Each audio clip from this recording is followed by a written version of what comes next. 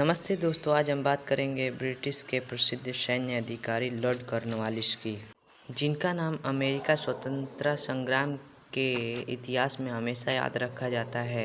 Cornwallis एक प्रभावशाली परिवार से थे और कम उम्र में ही ब्रिटिश सेना में शामिल हो गए। अपनी नेतृत्व क्षमता के कारण वे जल्दी ही ऊंचे पदों तक पहुंचे। जब अमेरिका में ब्रिटिश शासन के खिलाफ विद्रोह शुरू हुआ, तब कई लोग आज़ादी चाहते थे, जबकि कुछ अब भी ब्रिटिश राजा के समर्थन बने हुए थे। ब्रिटेन में दक्षिणी राज्यों में अपनी पकड़ मजबूत करने की योजना बनाई और इसी अभियान की कमान कॉर्नवालिस को सौंपी गई। कैमडेन की लड़ाई में कॉर्नवालिस ने शानदार जीत हासिल की। इस सफलता के बाद ऐसा लगा कि ब्रिटेन जल्द ही विद्रोह को खत्म कर देगा। लेकिन अमेरिकी सेना ने अपनी रणनीति बदल दी। उन्होंने सीधे मुकाबले की बजाय छोटे छोटे हमलों से ब्रिटिश सेना को लगातार परेशान करना शुरू कर दिया। बताइए वो कितना चालाक थे। जनरल नथानिएल ग्रीन के नेतृत्व में अमेरिकी सैनिक ने ब्रिटिश सेना को आराम करने का मौका नहीं दिया और उनकी ताकत धीरे धीरे कम होने लगी। गिलफोर्ड कोर्ट हाउस की लड़ाई में ब्रिटिश सेना जीत तो गई, लेकिन उसे इतना भारी नुकसान हुआ कि आगे बढ़ना मुश्किल हो गया। बताइए। इसके बाद कॉर्नवालिस अपनी सेना को लेकर वर्जीनिया पहुंचे और यॉर्क हाउस में अपनी स्थिति मजबूत करने लगे।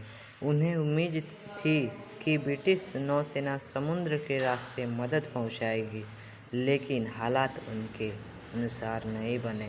अमेरिकी और फ्रांसीसी सेनाओं ने मिलकर यॉर्क टाउन को चारों ओर से घेर लिया और ब्रिटेन सेना बाहर निकलने में असफल रही। लगातार घेराबंदी और संसाधनों की कमी के कारण 19 अक्टूबर 1781 को कॉर्नवालिस को आत्मसमर्पण करना पड़ा।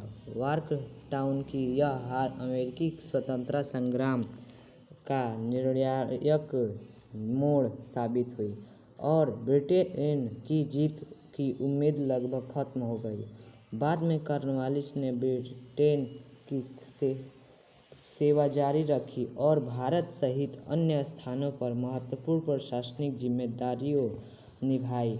इतिहास में उन्हें एक कुशल लेकिन विवादित सेनापति के रूप में याद किया जाता है, जिनकी हार और उपलब्धियां दोनों ही आज भी चर्चा का विषय है।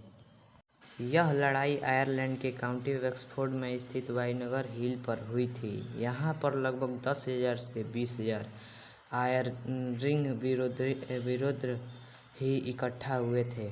ये लोग मुख्यतः यूनाइटेड इरिशमैन अदालत से जुड़े थे और ब्रिटिश शासन के खिलाफ लड़ रहे थे।